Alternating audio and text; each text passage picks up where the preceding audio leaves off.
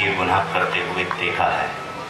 जज भी उस पर फाइनल कर देते हैं कि आपका जो भी है वो अपना परिणाम दे देते हैं। और यहाँ तो सैकड़ों सैकड़ों ऐसे सदगुरु माता जी की भगत ये कह रहे हैं कि हमने देखा है, श्योर हमने देखा है।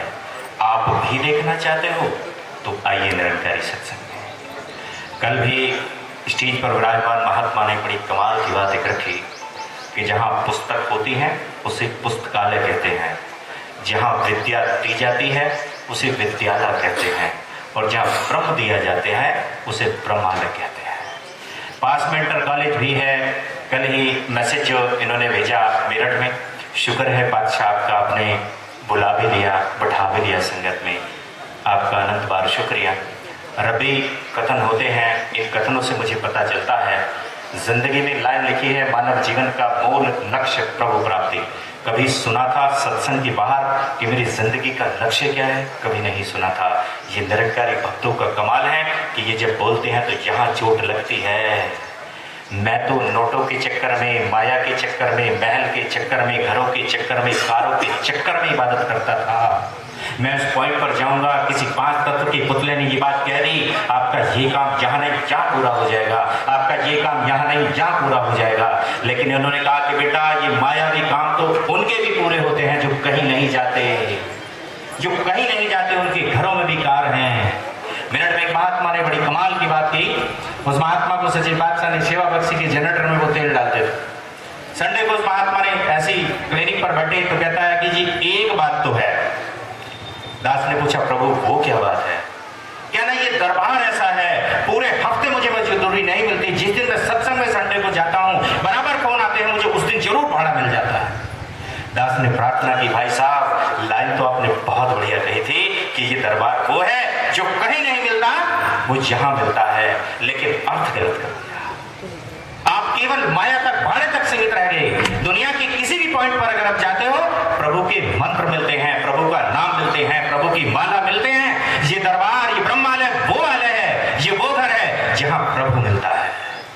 और इनकी दयालुता है कि ऐसा प्रभु नहीं जैसा ये चाहते हैं, बल्कि यहाँ ऐसा प्रभु मिलता है कि मैंने अगर शर्त लगा के कहा कि हुजूर मुझे मीरा वाला गिरधर चाहिए, मुझे मीरा वाला प्रभु चाहिए, इन्होंने कहा आ जाओ। मैंने कहा भगवान कृष्ण ने जो अर्जुन को ज्ञान दिया था मुझे केवल वही ज्ञान चाहिए, इन्होंने कह दिया ठीक है बेटा आ जा।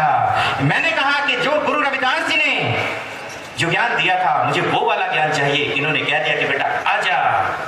श्री गुरु नानक देव जी ने जो ज्ञान संसार को दिया था, मैंने कहा कि मुझे वही चाहिए। आज सच, जुगात सच, है भी सच, नानक हो भी सच। इन्होंने दयालुता करी, ऐसे दयालु सदगुरु। इन्होंने कहा कि बेटा आ जा। और इसके बावजूद भी इतनी बात कहकर छोड़ नहीं दिया, बल्कि फिर कह दिया कि अगर आपकी श्रद्धा, आपका विश्वास रामायण में है आप उससे मिला लीजिए, अगर आपकी श्रद्धा, आपका विश्वास पुराण में है आप उससे मिला लीजिए, अगर आपकी श्रद्धा बाइबल में है आप उससे मिला लीजिए। मैं पढ़ता रहा, मुझे समझ नहीं आया। जगत में जब था, इनका ज्ञान लेने के बाद जब इनके चरणों में आया तो अर्थ सारे ही बदल गए।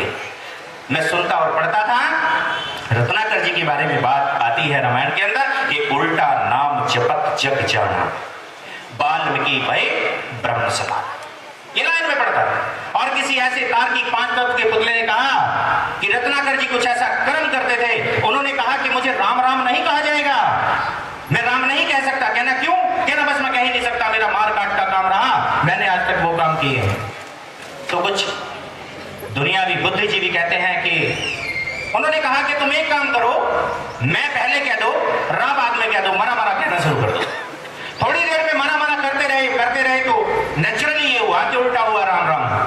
दुनिया में ये सार मिला था, इनके चरणों में आकर सार मिला कि जो बंदा व्रत कह सकता है, मैं मकड़ी कह सकता है, उससे राम पहले कहलवा लो चाहे मरा पहले कहलवा लो, क्या फर्क पड़ता है। इन्होंने समझाया उल्टा नाम जपत जग जाना, वाल्मीकि भाई ब्रह्म समाना। जिस काम को करते थे उल्टे वहां से बैक हुए, इनके चरणों में आए, इन्होंने नाम दिया और फिर इसको जपा, इसकी साथ ही कमिक हो गए, तब वाल्मीकि ब्रह्म समान हुए।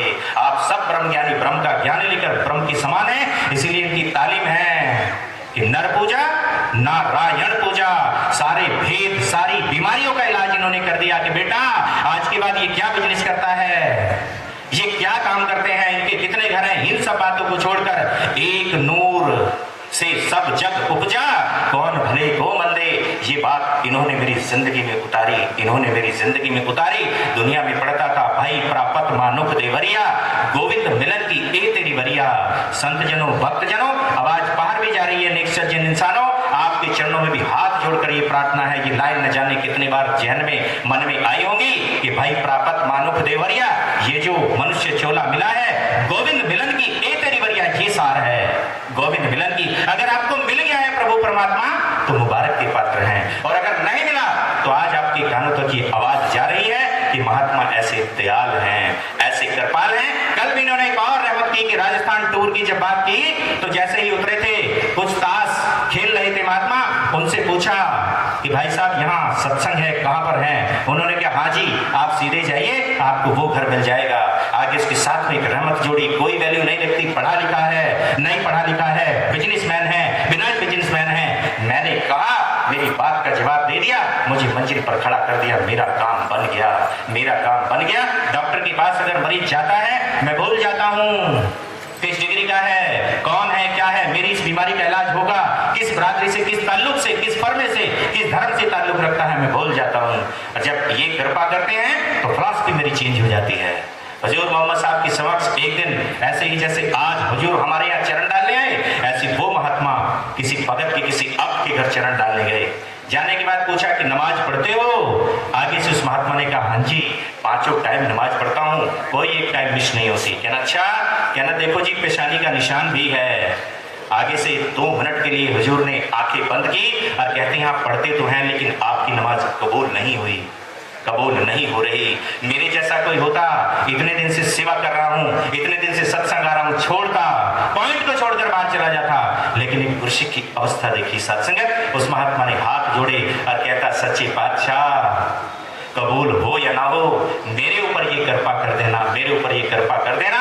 जब तक ये अंतिम श्वास इस घट से चल रहा है, मैं तेरी इबादत करता जाऊं, मैं तेरी पूजा करता जाऊं, मैं तेरी इबादत करता जाऊं। संत जनों, भक्त जनों, आपके चरणों में इतना सुनहरी अवसर है, इतना सुनहरी अवसर है कि दास समझता है कि दुनिया में इतना सुनहरी अवसर और कोई हो नहीं सकता। इसलिए इसकी कीमत डालें, और कीमत डालने के बाद जिस अवस्था को ये देना चाहते हैं, उस अवस्था को जितनी जल्दी मेंटेन कर पाएं, इनका शुक्राना बनता है। सच्ची बादशाह, आज तक आपने जो भी बख्शा है, आपका अनंत बार शुक्रिया है। आप जी आशीर्वाद देना अंतिम श्वास तक, सारे परिवार की तोड़ आपके चरणों में ही निभ जाए। प्यार से कहिए सत्संग जी प्यार।